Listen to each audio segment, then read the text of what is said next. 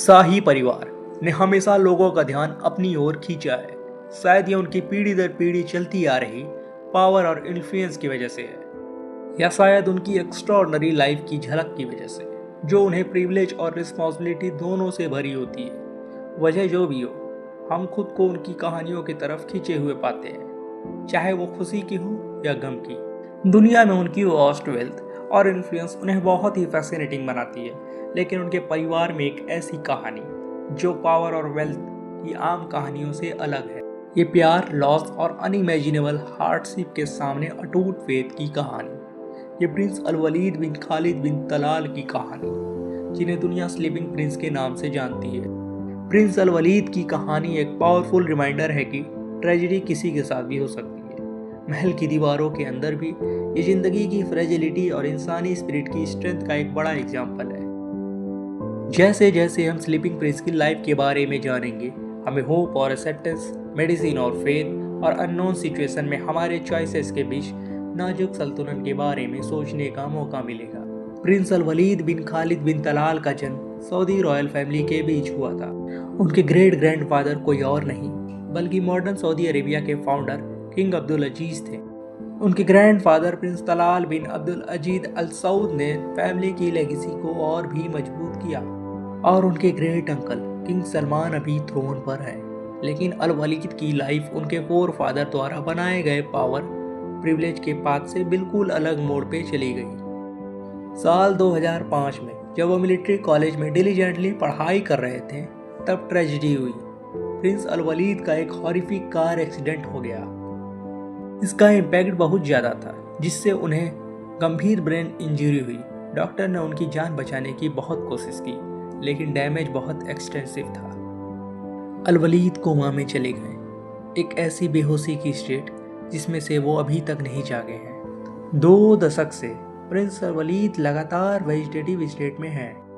वो वेंटिलेटर की मदद से सांस लेते हैं और उनका शरीर फीडिंग ट्यूब के सहारे चल रहा है। वो रियाद के फेमस किंग अब्दुल अजीज मेडिकल सिटी में है।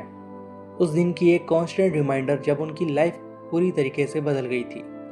इन सालों में होप की कुछ रेज दिखी, कुछ फ्लेटिंग मोमेंट्स जिन्होंने एक फैमिली की ड्रीम को जगाया और एक नेशन का ध्यान खींचा।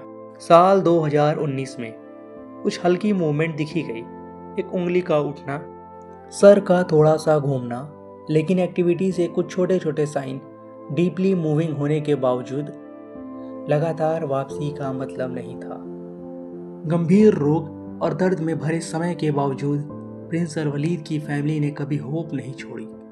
उनके फादर प्रिंस खालिद बिन तलाल अल सऊद आज भी इस बिलीव पर मजबूती से हैं कि उनका बेटा एक दिन जरूर जागेगा।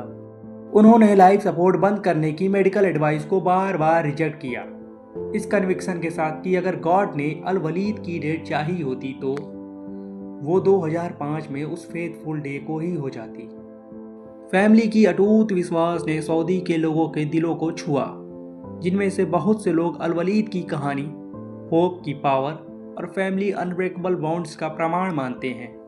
प्रिंस अल वलीद बिन खालिद बिन तलाल के केस ने गहरे एथिकल डिबेट शुरू कर दिए हैं। जब रिकवरी की बहुत कम या बिल्कुल होप नहीं होती, तो लाइफ सपोर्ट कब तक कंटिन्यू रखना चाहिए? मीनिंगफुल लाइफ क्या होती है, और ये डिसाइड करने का किसे हक है कि ये कब एंड होनी चाहिए? ये ऐसे क्वेश्चन जिनके इजी आंसर नहीं है, ऐसे क्वेश्चन जो मेडिकल प्रोफेशनल्स, एथिसिस्ट और दुनिया भर में ऐसे ही हार्ट व्रेंचिंग डिसीजन का सामना कर रहे फैमिलीज के लिए बहुत ही डिफिकल्ट होता है। हालांकि अल वलीद की कहानी इन कॉम्प्लेक्स एथिकल डिलेमस से आगे जाती है। ये लव, लॉस और मिरेकल की चाहत जैसे यूनिवर्सल ह्यूमन एक्सपीरियंस की बात करती है। ये हमें याद दिलाती है कि अनइमेजिनेबल सफरिंग के बावजूद भी वो बनी रह सकती है।